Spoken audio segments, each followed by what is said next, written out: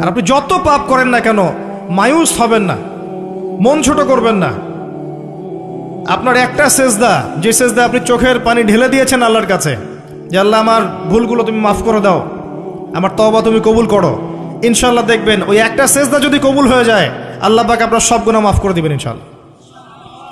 নামাজটা ছাড়েন না, যত পাপ করছেন করেন, আমি বলি নামাজ ছাড়েন না, ইনশাল্লাহ একদিন নামাজই আপনাকে পাপ থেকে বের করে আনবে ইনশাল্লাহ। আর শয়তান আপনাকে হতাশ করতে চাইবে, শয়তান আপনাকে হতাশ করতে চাইবে যে তুই তো গার্লফ্রেন্ডের সাথে কথা বললি, রাতের বেলা পর্ন দেখলি, তুই তো ফ্রি মিক্সিংয়ে আছিস, তুই মাদক দ্রব্য খাচ্ছিস, তুই কাজে ফাঁকি মারিস, তুই ট্যাক্স আদায় করিস নাই, দুর্নীতি করছিস, তুই আবার নামাজ পড়বি কেন? শয়তান আপনাকে এগুলো বোঝাবে কিন্তু, যে নামাজ তো আমার শোভা পায় না, আমি তো অনেক পাপী মানুষ, এই ধোকায় পা দিবেন না। আপনি নামাজ কন্টিনিউ করতে থাকেন, ইনশাল্লাহ আল্লাহ পাক আপনাকে পাপ থেকে বের করে আনবেন ইনশাল্লাহ। ওই নামাজটা যদি ছেড়ে দেন তাহলে আর কোনো হাতিয়ার বাকি থাকবে না। আর আপনি যত পাপ করেন না কেন মায়ুস হবেন না, মন ছোট করবেন না। আপনার একটা সেজদা, যে সেজদা আপনি চোখের পানি ঢেলে দিয়েছেন আল্লাহর কাছে, যে আল্লাহ আমার ভুলগুলো তুমি মাফ করে দাও, আমার তওবা তুমি কবুল করো, ইনশাল্লাহ দেখবেন ওই একটা সেজদা যদি কবুল হয়ে যায় আল্লাহ পাক আপনার সব গুনাহ মাফ করে দিবেন ইনশাল্লাহ। হতাশ হবেন না, শয়তান হতাশ করতে চাইবে মানুষকে, শয়তান মানুষকে হতাশ করতে চাইবে। এমনকি আপনার যদি পাহাড়ের পরিমাণ ঋণ থাকে, ওই ঋণ শোধ করার ব্যবস্থা আল্লাহ পাক করে দিবেন ইনশাআল্লাহ তাআলা। হতাশ হবেন না, নামাজ ছাড়েন না। আর আমি একটা কথা বারবার বলেছি, আবারও বলছি, যে চলমান যে 3G 4G নামাজগুলো চলছে এগুলো থেকে নিজেকে দূরে রাখবে। সব এখন ডিজিটাল, নামাজও ডিজিটাল। দেখা যায় যে 5 মিনিটের মধ্যে 4 রাকাত নামাজ শেষ, মাশাআল্লাহ। ইমাম সাহেব যদি 10 মিনিট পড়ায় দেয় তাহলে তো তার চাকরি নট। বোঝেন না এত তারা, আমার সময় নাই, আমরা ব্যস্ত মানুষ, এত সময় লাগে নামাজ পড়তে? ইমাম সাহেবকে বলছে, কমিটি ইমাম সাহেবকে চার্জ করছে, অথচ ইমামের উচিত তাদেরকে চার্জ করা। উল্টে গেছে এখন আর কি। ওইদিকে আসবো আমি। দাসী তার মনিবকে জন্ম দিবে, মানে সমাজের ন্যায় অন্যায় ভালো মন্দ হক বাতিলের মানদণ্ড উল্টে যাবে। দাসী কখনো মনিবকে জন্ম দেয়? মানদণ্ড উল্টে যাবে। আসেন রিল্যাক্সে নামাজ পড়বেন ইনশাআল্লাহ, আল্লাহ পাক তৌফিক দান করুন। নামাজের মধ্যে যা পড়ছেন এটাকে বোঝার চেষ্টা করতে হবে অর্থটা, তখন দেখবেন নামাজে মনোযোগ বাড়বে ইনশাআল্লাহ। তার আগে অজুটাকে ভালো করে করবেন, তাড়াহুড়া করে অজু করবেন না, রিল্যাক্সে অজু করেন, অজুর অঙ্গগুলোকে সুন্দর করে ধন। অজু পরিষ্কার হয় না, এই জন্য নামাজে মনোযোগ থাকে না। আর একটা বদভ্যাস আমারও আছে, আপনাদের সবারও আছে আমি জানি, অজুতে আমরা যে পরিমাণ পানি খরচ করি, এই পরিমাণ পানি দিয়ে নবী সাল্লাল্লাহু আলাইহি ওয়াসাল্লাম গোসল করতেন। হ্যাঁ, আর আপনার মাথায় যত চুল আছে তার চেয়ে বেশি চুল ছিল নবী সাল্লাল্লাহু আলাইহি ওয়াসাল্লামের মাথায়। আপনার 2-3 জনের মাথায় যত চুল আছে তার চেয়ে বেশি চুল ছিল নবী সাল্লাল্লাহু আলাইহি ওয়াসাল্লামের মাথায়। তারপরেও তিনি অল্প পানি দিয়ে গোসল করে ফেলতেন। আর আমাদের দেখবেন যার ইমানের জোর যত বেশি, তার ট্যাপের স্পিড তত বেশি। মসজিদে যাবেন দেখবেন জোরে ট্যাপ ছেড়ে দিয়েছে, অজু করতেছে। একজন মানুষের গোসলের পানি দিয়ে একাই অজু করে ফেলে। পানির লেয়ার দিন দিন নেমে যাবে আমাদের এই পাপের কারণে। কুল আরাআইতুম ইন আসবাহা মাউকুম গাওরা, সূরা মুলকের শেষ আয়াত পড়ে দেখেন। বলুন হে নবী, তোমরা যদি কখনো সকালে উঠে দেখো যে পানির স্তর সব নিচে নেমে গেছে, পানি নাই, ফামা ইয়াতিকুম বিমাইন মাইন, কোন সেই সত্তা আছে তোমাদেরকে পানি এনে দিবে, প্রবাহমান পানি? দিন দিন ঢাকা শহর সহ বড় বড় যে সিটিগুলো আছে এগুলোর পানির লেয়ার নিচে নেমে যাচ্ছে। আমাদের অপচয়ের কারণে এমন হচ্ছে। প্রচুর পানি আমরা অজুতে অপচয় করি। গোসল দেখবেন শাওয়ার নিচ্ছে, ওই যে আমাদের ডিজিটাল ইয়াজুজ আর মাজুজের বাথরুম যেগুলো আছে, পানি চোষা বাথরুম, মানে 10-20 বালতি পানি দিয়ে শাওয়ার নিয়ে নিবি। হ্যাঁ, আর মহিলা হলে তো কথাই নাই, আরো 10 বালতি এক্সট্রা লাগায়। তো সমস্যা, অজু ঠিক করতে হবে, তারপরে সলাতে মনোযোগ বসবে ইনশাআল্লাহ। আল্লাহ পাক আমাদেরকে সলাত বুঝে আদায় করার তৌফিক দান করুন। মনোযোগ চলে যাবে, যাওয়া আসা করবে, মনোযোগ যাওয়া আসা করবেই, কিন্তু মনোযোগ ধরে রাখার চেষ্টা করতে হবে। ইনশাআল্লাহ তাআলা আল্লাহ পাক যদি ইহসান দান করেন মনোযোগ বাড়বে ইনশাআল্লাহ আযজা ওয়া জাল। আরেকটা টিপস বলবো, সেটা হলো নামাজে সূরাগুলোর মধ্যে ভেরিয়েশন রাখতে হয়। যেমন প্রতিদিন যদি আপনি একই রকম সূরা পড়েন, আমি নিজেও দেখেছি যে আপনি প্রত্যেক ওয়াক্তেই যদি একই সূরা দিয়ে নামাজ পড়ে থাকেন, দেখবেন মনোযোগটা তুলনামূলক কম পাচ্ছেন। তো এক এক রাকাতে যদি আপনি ভেরিয়েশন নিয়ে আসেন, সূরার মধ্যে ভেরিয়েশন বোঝেন তো, বৈচিত্র্য নিয়ে আসেন, আপনি দেখবেন মনোযোগ বাড়বে। খেয়াল করে দেখেন। এবং তাসবিহ তাহলিল যেগুলো করছেন এগুলোর অর্থটার দিকে যদি ফোকাস করেন, মনোযোগ কিছুটা হলেও বাড়বে। আরেকটা কাজ করলে মনোযোগ বাড়বে, প্রত্যেক সেজদায় দোয়া করতে পারলে।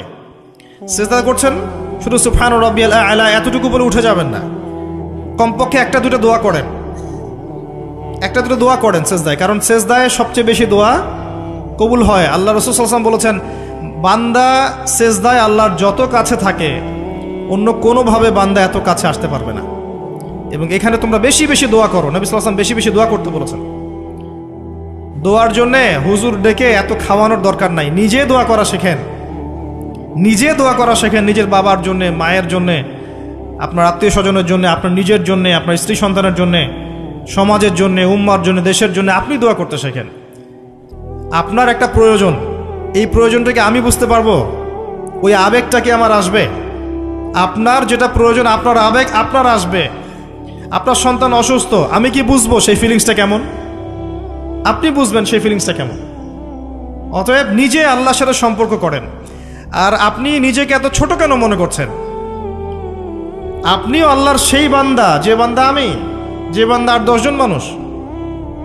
আল্লাহ পাক আপনাকেও ভালোবাসেন, আল্লাহ পাক অবশ্যই আপনাকে ভালোবাসেন।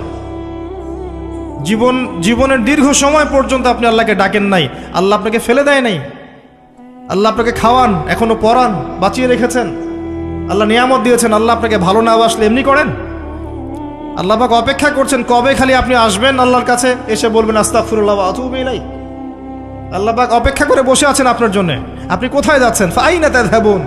আল্লাহ পাক বলেছেন ফাআইনা তাযহাবুন, কোথায় যাচ্ছ তোমরা? কোথায় যাচ্ছেন? টাকার পিছনে, বাড়ি গাড়ি, স্ট্যাটাস, স্ত্রী সন্তান, ভোগবিলাসের পিছনে? আল্লাহ অপেক্ষা করছেন আপনার জন্য। আসেন, সেজদা করেন। ওয়াসজুদ ওয়াকতারিব, সেজদা করেন, নিকটবর্তী হন। আল্লাহ আপনার জন্য অপেক্ষা করছেন। যাবেন না আল্লাহর কাছে? আল্লাহ পাক সবাইকে আল্লাহর কাছে ফিরে আসার তৌফিক দান করুন। এটাই হোক আমাদের কাছে আসার গল্প, এটাই হোক আমাদের কিসের গল্প? কাছে আসার গল্প। আমাদের জেনার গল্প দরকার নাই। ওদের কাছে জেনা হচ্ছে কাছে আসার গল্প, যার ব্যাপারে আল্লাহ বলেছেন লা তাকরাবু জিনা, ওর ধারের কাছেও যেও না, আর তারা ওইটাকে বলবে কাছে আসার গল্প। ইন্না লিল্লাহ ওয়া ইন্না ইলাইহি রাজিউন। আল্লাহ পাক আমাদের যুবক যুবতীদেরকে হেদায়েত দান করুন, পিতা মাতাদেরকে পরিবারে অনুশাসন বজায় রাখার তৌফিক দান করুন। আমাদের এই কাজগুলোর প্রতিফল কিন্তু আমাদেরকে ভোগ করতে হবে। আমাদের মেয়েদের, আমাদের ছেলেদের, তাদেরকে আমরা কিভাবে বড় করছি এটার হিসেব কিন্তু আমাদেরকে চুকিয়ে দিতেই হবে। পিতামাতাদেরকে বলবো সচেতন হয়ে যান। আল্লাহ পাক তৌফিক এনায়েত করুন, আমিন। আর যারা ওই পথে চলে গেছেন তাদের উদ্দেশ্যে একটা কথা বলবো, সেটা হচ্ছে যে এটা একটা মোহ, একটা ভ্রম। বাস্তবতা হচ্ছে যে আপনাকে প্রতিশ্রুতি দিচ্ছে সে আপনাকে অনেক ভালোবাসে, আদতে সে আপনাকে ভালোবাসে না। আদতে সে আপনার অবস্থানকে ভালোবাসে। আপনি আজ হোক আর কাল হোক এটা বুঝতে পারবেন যে সে আপনাকে ভালোবাসে না, আপনার অবস্থানকে ভালোবাসে। আপনার অবস্থান যদি ভালো থাকে সে আপনাকে ভালোবাসবে, অবস্থান ভালো না থাকলে ভালোবাসবে না। একইভাবে আপনি একটা মেয়ের কাছে যে ভোগবিলাস চাচ্ছেন, একটা ছেলে একটা গায়রে মাহরাম মেয়ের সাথে ফ্রি মিক্সিং করলে তার একটাই উদ্দেশ্য থাকে, সেই মেয়েটাকে ভোগ করা। সুযোগ পেলেই সে মেয়েটাকে ভোগ করে ফেলবে। একইভাবে এই মেয়েও দেখবেন আপনার যতটুকু সামর্থ্য আছে, অর্থবিত্ত যা যা আছে, এটাকে সে ইউজ করার চেষ্টা করছে তার স্বার্থে। বাস্তবিক অর্থে দুজন দুজনকে ভালোবাসে না মোটেই, দুজন দুজনের স্বার্থকে ভালোবাসে। ভালোবাসা আল্লাহর পক্ষ থেকে আসে। কখন আসবে? যখন আপনি হালালের উপর থাকবেন, যখন আপনি বিয়ে করবেন হালালভাবে। অচেনা একটা মেয়ের প্রতি দেখবেন আল্লাহ পাক এমন ডিভাইন একটা লাভ দিয়ে দিবেন, ওয়াজআলা বাইনাকুম মাওয়াজ্জাতা ওয়া রাহমা। আল্লাহ পাক তার পক্ষ থেকে উভয়ের মাঝখানে হৃদ্যতা, ভালোবাসা, মহব্বত দান করবেন। বলেন সুবহানাল্লাহ। এটা ডিভাইন, আল্লাহর পক্ষ থেকে আসবে, ঐশ্বরিক। আর বাকিটা হচ্ছে ঐশাচিক, শয়তানি, প্রবৃত্তির দাসত্ব, ভোগবাদী। এগুলো খেয়াল রাখবেন। এতে করে যা হবে, আপনি একবার আপনার ইজ্জত হারায় ফেললে কখনো ফিরে পাবেন না। অদ্ভুত বিষয়, মানে এই বিষয়গুলোকে আমরা কিছু মনেই করি না এখন। আমরা কিন্তু কিছু মনেই করি না, মনে করি এটা একটা মানে সোশ্যাল কালচার, গার্লফ্রেন্ড বয়ফ্রেন্ড থাকবে, একটা সোশ্যাল কালচার। এভাবে যে কত ছেলে কত মেয়ে, লক্ষ লক্ষ কোটি কোটি নিত্যদিন জেনা করছে, আল্লাহ ভালো জানে। আল্লাহ পাক আমাদের যুব সমাজকে হেদায়েত করুন, আমিন। আর যে প্রশান্তির জন্য আপনি তার কাছে যাচ্ছেন, সেটা তার কাছে নাই। প্রশান্তি আছে কোরআনের কাছে, প্রশান্তি আছে নবীর সুন্নায়, প্রশান্তি আছে আল্লাহর জন্য সেজদায়। তার আল্লাহর জন্য আল্লাহকে স্মরণ করে আপনি কাঁদবেন, প্রশান্তি পাবেন। আল্লাহর জন্য কিছু কাজ করবেন, তার দিনের কোনো খেদমত করবেন, প্রশান্তি পাবেন। আল্লাহর কোরআনের 10টা আয়াত মুখস্থ করেন, মনে এমন শান্তি আসবে যেটা আপনি কোথাও পাবেন না। আমি চ্যালেঞ্জ করে বলছি আপনাকে, আপনি আল্লাহর কিতাবের আজকে গিয়ে 5টা আয়াত মুখস্থ করেন, অর্থটা পড়বেন, কয়েকবার চর্চা করেন, মানুষকে শোনান, আপনি মনে এমন একটা প্রশান্তি পাবেন যেটা পৃথিবীর কোনো জায়গায় পাবেন না। এখানে প্রশান্তি এত এত বেশি মাত্রা আসবে, যার খবর যদি ওই পশ্চিমারা জানতো, তাহলে আমার কলিজায় বোম মেরে উড়িয়ে দিত। কথা বুঝতে পারেন নাই? আল্লাহর পথে চললে যে প্রশান্তিটা পাওয়া যায়, এর খবর যদি ইসলামের শত্রুরা জানতো, তাহলে মুসলিমদের কলিজায় পারমাণবিক বোমা মারত। তারা জানে না কি প্রশান্তি এখানে পাওয়া যায়। আপনি যে প্রশান্তির জন্য এখানে যাচ্ছেন, এটা ওখানে নাই। কোরআনের কাছে আছে, সেজদায় আছে, নামাজে আছে, তাহাজ্জুদে আছে, আল্লাহর জিকিরে আছে। আর নেককার স্ত্রীর কাছে আপনি প্রশান্তি পাবেন। এটা আল্লাহ আপনাকে গিফট দিয়েছেন। আদম আলাইহিস সালামকে আল্লাহ পাক দিয়েছেন না? তার একাকী বোধ হচ্ছিল জান্নাতে, আল্লাহ পাক সঙ্গিনী সৃষ্টি করেছেন। এখানে আপনি প্রশান্তি পাবেন, বাকিগুলো প্রশান্তির উৎস নয়। পরে দেখা যাবে ওখানে ছাকা খেয়েছে, খেয়ে তারপরে মাদক সেবন করবে, তারপরে মিউজিকের কাছে যাবে, তারপরে দেখবেন যে পতিতালয়ে যাচ্ছে, তারপরে হয়তো গুন্ডামি করবে, জীবনটা উচ্ছৃঙ্খল হয়ে গেল। কেউ কেউ আত্মহত্যাও করবে, কারণ হচ্ছে ওই যে শুরুতে একটা মেয়ের সাথে প্রেম করে ছাকা খেয়েছে, ওখানে প্রশান্তি খুঁজেছে, শয়তান এদেরকে নিয়ে খেলেছে, এক পর্যায়ে দুজনের জীবন নষ্ট করে ফেলে দিল। আদতে কি হলো? মুসলিম উম্মাহ থেকে 2টা নক্ষত্র ঝরে গেল। হয়তো ওই যুবককে দিয়ে দিনের কোনো খেদমত হতো, এখন আর হলো না। হয়তো ওই যুবক তার যৌবনকালটা ইবাদত করে কাটাতে পারত, আরও সে ছায়া পেত, আর পেল না। শয়তান সাকসিড, শয়তান জিতে গেল। এ হচ্ছে বাস্তবতা। বাস্তবতা বোঝেন, আল্লাহর কাছে ফিরে আসেন, আল্লাহ আপনার অপেক্ষা করছেন। আসবেন না আল্লাহর কাছে? এটাই হোক আল্লাহর কাছে আমাদের কাছে আসার গল্প। আল্লাহ পাক আমাদেরকে তৌফিক দান করুন, আল্লাহুম্মা আমিন। তো সুন্নতের কথা বলতে গিয়ে আসলাম। নবী সাল্লাল্লাহু আলাইহি ওয়াসাল্লামের সুন্নাহ আমরা যেন আমাদের সামগ্রিক জীবনে পালন করার চেষ্টা করি, আল্লাহ পাক চেষ্টাটা যেন কবুল করেন, আমিন। এরপরে আছে সালাতের কথা, তারপরে আছে আপনার যাকাতের কথা। নিসাব পরিমাণ সম্পত্তি হয়ে গেলেই যাকাত দিতে হবে। এটা নফল কিছু নয়, ফরজ জিনিস। যদি আপনি সামর্থ্যবানদের যাকাতগুলো কালেক্ট করতে পারতেন, কেউ যদি পারত, দেখতেন এই যাকাতের অর্থগুলো দিয়ে এত এত মানে বিগ বিগ প্রজেক্ট করা যেত, যেটা আপনি কল্পনা করতে পারবেন। এটা কিন্তু নফল কিছু নয়, দিতেই হবে, বাধ্যতামূলক। যাকাত আল্লাহ পাক এই জন্য ফরজ করেছেন, যাতে করে সমাজের মধ্যে ধনী এবং গরিবের সাম্য বজায় থাকে। এটা গরিবের হক। যাদের উপর যাকাত ফরজ হয়েছে তারপরেও যাকাত দিচ্ছে না, এদের সম্পত্তিগুলোকে আল্লাহ পাক কিয়ামতের দিন গলাবেন, মানে ধাতুতে পরিণত করে গলাবেন, গলিয়ে কপালে, গালে, পিঠে, চেহারায় লেপটে দিবেন। বলেন নাউজুবিল্লাহ। সূরা তাওবা পড়ে দেখেন, সূরা তাওবার মধ্যে এটা আছে। সম্পত্তি গলানো হবে, গলে একটা সোনা, তামা, ব্রোঞ্জ এগুলো গলালে কেমন হবে? এগুলো উত্তপ্ত করে যদি গায়ে লাগিয়ে দেওয়া হয়, কেমন শাস্তি হবে? বলা হবে এটাই সেই তোমার সম্পদ যা তুমি সঞ্চয় করেছিলে, আজকে এটা আযাব ভোগ করো। নাউজুবিল্লাহ। এটা সমাজের সাম্য বজায় রাখে, গরিব আর ধনীর মধ্যে একটা ব্যালেন্স বজায় রাখে। এটা গরিবের হক। যখন আমরা যাকাত দিব না, গরিব মানুষের মাথাপিছু যে মানটা আছে জীবনযাত্রা, এটা আরও কমে যাবে। এটাতে শুধুমাত্র একটা রাষ্ট্রেরই উপকার হয় না, ব্যক্তি পর্যায়ে উপকার হয়। যখন ব্যক্তি পর্যায়ে যাকাত চলে যাবে সবার হাতে হাতে, দেখবেন আজকে যে খেতে পারছে না, সে কালকে দুবেলা খেতে পারবে ইনশাআল্লাহ। আর অনেক মুসলিম আছি আমরা যারা সালাত পড়ি, যাকাত দেই না, আছি না? জাকাতকে আমরা ফরজই মনে করি না। যদি বলা হয় ইসলামের 5টা পিলার বলেন, বলবে কালিমা, নামাজ, রোজা, হজ, জাকাত। জাকাত সবচেয়ে শেষে, তাই না? জাকাতকে পাঠাইছে সবচেয়ে শেষে, অথচ আল্লাহ বলেছেন কালিমা, তারপরে সালাত, তারপরে জাকাত, তারপরে সওম, তারপরে হজ। জাকাতকে গুরুত্ব দিন, এটা ইসলামিক অর্থনীতির মূল ভিত্তি। জাকাতের উপরে আল্লামা তকি উসমানী শাইখের একটা বই আছে, এই বইটা পড়তে পারেন, অত্যন্ত চমৎকার। জাকাত নিয়ে বিস্তারিত আলোচনা করা হয়েছে এবং জাকাত কিভাবে মানবতার উপকার করবে এটা বলা আছে। আজকে এটা টপিক না, আমি না হলে অনেক লম্বা কথা বলতে পারতাম। আল্লাহ পাক আমাদের সবাইকে জাকাত দেওয়ার তৌফিক দান করুন, আমিন।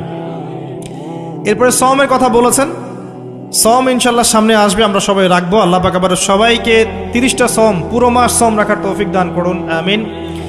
এবং সওমটা শুধু না খেয়ে থাকার, পিপাসার্থ থাকার নাম নয়, বরং আল্লাহ পাকের যাবতীয় নিষেধ ছেড়ে দেওয়ার নাম কিন্তু সওম। এটা একটা হিজরত, মানে আল্লাহ পাক যত বিষয় নিষেধ করেছেন এগুলোকে ছেড়ে দেওয়ার নাম কিন্তু রোজা বা সওম। শুধু না খেয়ে থাকার নাম সওম নয়। না খেয়ে থেকে কেউ যদি গালি দেয়, গীবত করে, সুদ খায়, জিনা করে, তার কি রোজা হবে? হবে না। আল্লাহ পাকের নিষেধগুলো বর্জন করলে পরে রোজা হবে ইনশাল্লাহ। এর উদ্দেশ্য কি? তাকওয়া অবলম্বন করা। কুতিবা আলাইকুমুস সিয়াম কামা কুতিবা আলাল্লাযিনা মিন ক্বাবলিকুম লাআল্লাকুম তাত্তাকুন। উদ্দেশ্যটা কি? লাআল্লাকুম তাত্তাকুন। আল্লাহ পাকের নিষেধ না ছাড়লে কি কেউ তাকওয়া অবলম্বন করতে পারবে? অতএব সিয়ামের মূল উদ্দেশ্য কি? তাকওয়া অবলম্বন করা, আল্লাহ পাকের যাবতীয় নিষেধগুলোকে বর্জন করা। আল্লাহ পাক আমাদেরকে সিয়াম রাখার মতো রাখার তৌফিক দান করুন। রমজান মাসে আমরা ইফতার করাবো বেশি বেশি ইনশাআল্লাহ। বেশি বেশি মানুষকে ইফতার করাবেন, বেশি বেশি নফল দান সাদাকা করবেন, জাকাতগুলো দিয়ে দিবেন। রমজান মাসে কিয়ামুল লাইল করবেন, তারাবির নামাজ সুন্দর করে লম্বা করে পড়বেন। রাকাত সংখ্যা নিয়ে ঝগড়া করেন না। আমরা যে কাজগুলো করি ঝগড়াটা বেশি করি। কোয়ালিটি দেখবেন আল্লাহ, কোয়ালিটি, কোয়ান্টিটি না। নামাজটা কেমন কোয়ালিটি সম্পন্ন ছিল। এবং এই রমজান মাসে সবচেয়ে বেস্ট নিয়ামা হচ্ছে কোরআন। এই মাসে কি হয়েছে? কোরআন নাজিল হয়েছে। এই কোরআনকে সময় দিতে হবে। যারা কোরআন তেলাওয়াত করতে জানি না, রমজান মাসে শিখতে হবে।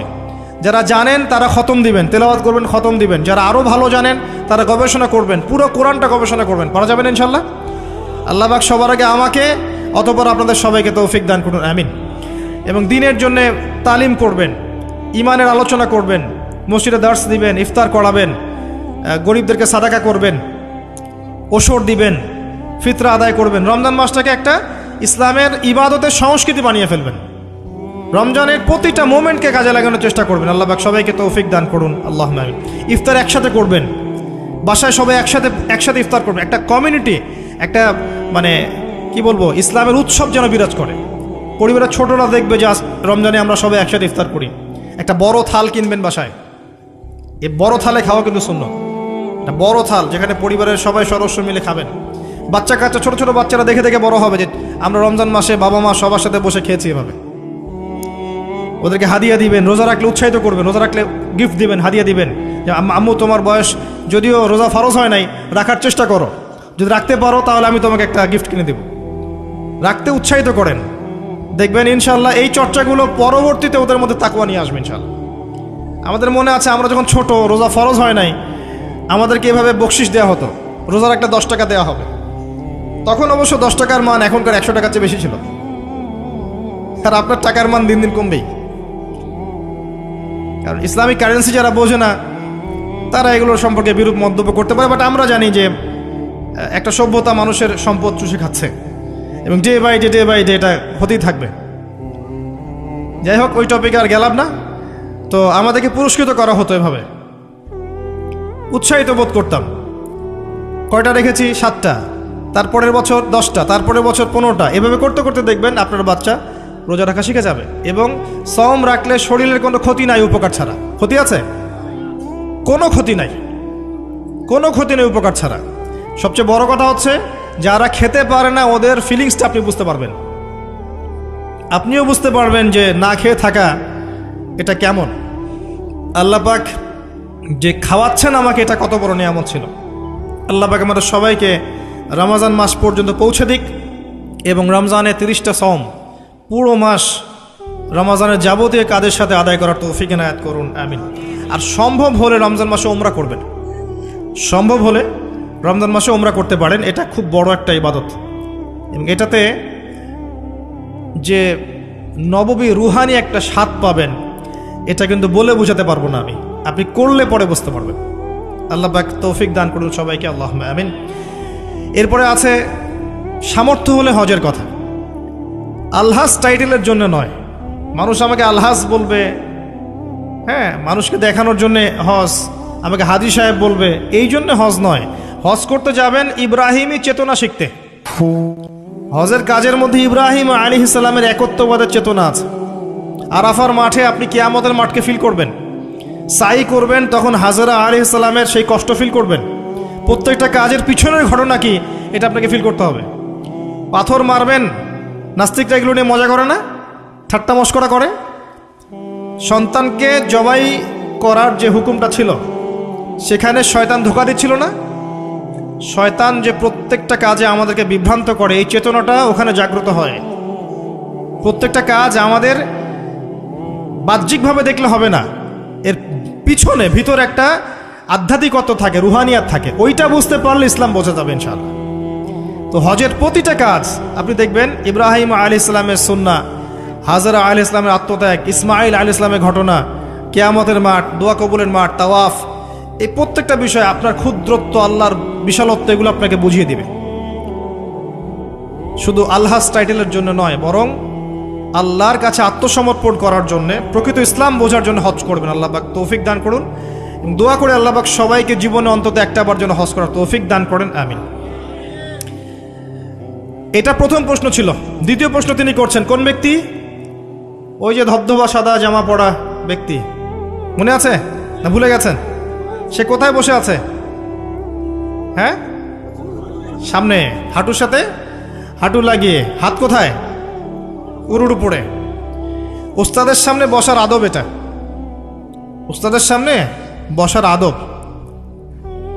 দ্বিতীয় প্রশ্ন করছে, ও এবার সেই ব্যক্তি বলছে সাদাক্ত, আপনি সত্য বলেছেন। এবার পাশে ছিলেন উমর রাদিয়াল্লাহু আনহু, তিনি বলছেন ফাআজিবনা লাহু, আমরা অবাক হয়ে গেলাম। ইয়াসআলুহু ওয়া ইউসাদ্দিকুহু, সে নিজেই প্রশ্ন করলো, নিজেই আবার সত্যায়ন করছে। কে এই ব্যক্তি? কারণ যে প্রশ্ন করে সে কি সত্যায়ন করতে পারে? আপনি জানতে এসেছেন, একটা বিষয় জানতে এসেছেন, উত্তর পেলেন, আপনি নিজেই বলছেন হ্যাঁ আপনি সত্য বলেছেন, তার মানে আপনি আগে থেকে জানেন, তাই না? এবার দ্বিতীয় প্রশ্ন করছেন তিনি, ইয়া মুহাম্মদ, বলেন সাল্লাল্লাহু আলাইহি ওয়াসাল্লাম, আখবিরনি আনিল ঈমান, আমাকে ঈমান সম্পর্কে বলুন। এখন নবী সাল্লাল্লাহু আলাইহি ওয়াসাল্লাম বলছেন, আল ঈমান, ঈমান হচ্ছে আন তুমিনা বিল্লাহ, তুমি বিশ্বাস করবে প্রথমত এক আল্লাহর প্রতি, ওয়া মালাইকাতিহি, তার ফেরেশতা মণ্ডলীর প্রতি, ওয়া কুতুবিহি, সমস্ত আসমানি কিতাবের প্রতি, ওয়া রুসুলিহি, সমস্ত নবী রাসূলগণের প্রতি, ওয়াল ইয়াউমিল আখির, পরকালের জীবনের প্রতি। 6 নাম্বার, ওয়া আন তুমিনা বিল কদরি খায়রিহি ওয়া শাররিহি, এবং তুমি ঈমান আনবে, বিশ্বাস করবে তাকদীর বা ভাগ্যের ভালো মন্দের প্রতি। এই 6টা বিষয়ের প্রতি মনে বিশ্বাস করবে, মুখে স্বীকার করবে এবং কাজে বাস্তবায়ন করবে, এর নাম হচ্ছে ঈমান। মনে থাকবে কয়টা বিষয়? 6টা। এখানে একটা কথা আমি বলি, আগেও বলেছি আবার বলছি, এই 6টা বিষয় গায়েবের বিষয়, এগুলোকে আপনি যুক্তি, বিজ্ঞান, দর্শন দিয়ে প্রমাণ করতে পারবেন না। পারবেন? পারবেন না।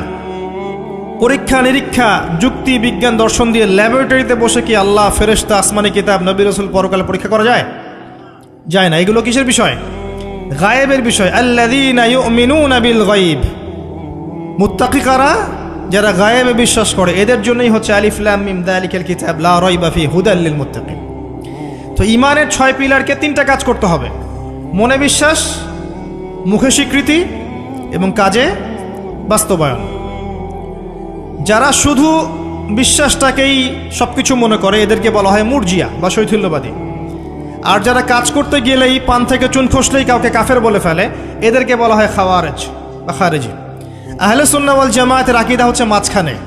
ঈমানের বেইজ হচ্ছে দুটো জিনিস, মনে বিশ্বাস, মৌখিক স্বীকৃতি। কাজে বাস্তবায়ন হচ্ছে ফুরু বা শাখা। কাজ করতে গিয়ে যদি আপনার ভুল হয়, কবিরা গুনাহ করে ফেলেন, আপনি কাফের হবেন না, বরং ফাসেক বা জালেম হতে পারেন।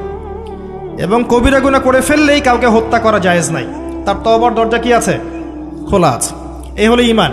তারপরে তিনি আবার প্রশ্ন করছেন, ইয়া মুহাম্মদ, বলেন সাল্লাল্লাহু আলাইহি ওয়াসাল্লাম, আখবিরনি আনিল ইহসান, আমাকে ইহসান সম্পর্কে বলুন।